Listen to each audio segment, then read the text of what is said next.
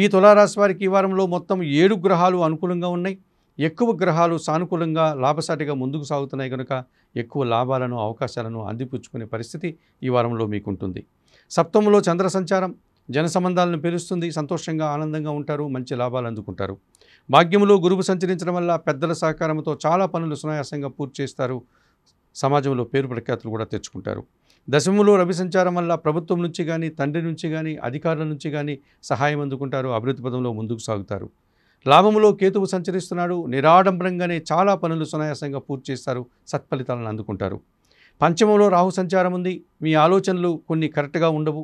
దుబారా ఆలోచనలు దురాశతో కూడినటువంటి పనులు చేయడం వల్ల కొన్ని సమస్యలు కొని తెచ్చుకునేవారు అవుతారు.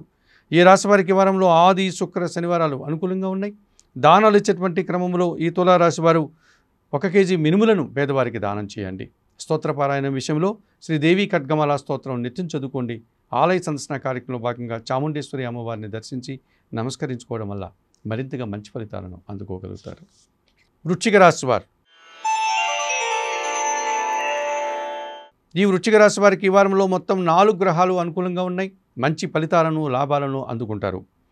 దశమములో కేతు సంచారం వల్ల వృత్తి ఉద్యోగ వ్యాపారాల్లో నిరాడంబరంగా నిజాయితీగా మీరు పనిచేస్తారు.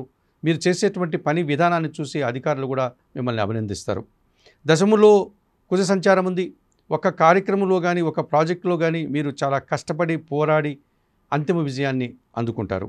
భాగ్యములో రవి సంచారం వల్ల తండ్రి సహకారంతో ఆనందంగా కాలం గడుపుతారు. ఆర్థిక అభివృద్ధిని పొందగలుగుతారు.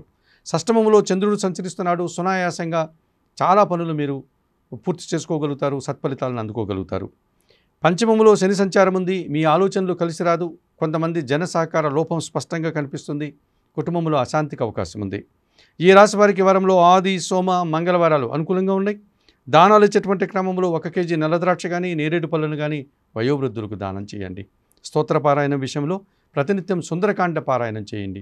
ఆలయ సందర్శన కార్యక్రమంలో భాగంగా వృశ్చిక రాశి వారు ఆంజనేయ స్వామిని దర్శించి నమస్కరించుకోవడం వల్ల మరింతగా మంచి ఫలితాలను అందుకోగలుగుతారు. ధనుస్సు రాశి వారు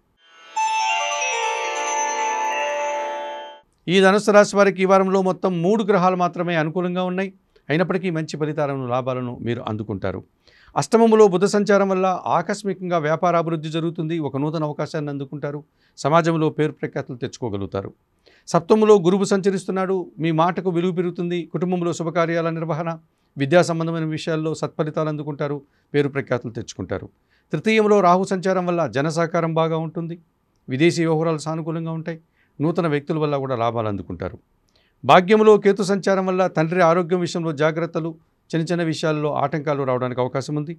చతుర్థమంలో శని సంచారం ఉంది. కుటుంబపరమైనటువంటి ఒక అశాంతికి గురవుతారు. జన సహకార లోపం మీకు ఇబ్బందికరంగా మారేటువంటి సూచన కనిపిస్తుంది. ఈ రాశి వారికి ఈ వారంలో సోమ మంగళ బుధ గురువారాలు అనుకూలంగా ఉన్నాయి. దానాలు ఇచ్చేటువంటి క్రమంలో కొన్ని ఉలువలను పేదవారికి దానం చేయండి. స్తోత్రపారాయణ విషయంలో గణేశాష్టకం నిత్యం చదువుకోండి. ఆలయ సందర్శన కార్యక్రమంలో భాగంగా ధనుస్సు రాశి వారు గణపతి స్వామిని దర్శించి నమస్కరించుకోవడం వల్ల సంతోషంగా ప్రశాంతంగా ఉండగలుగుతారు.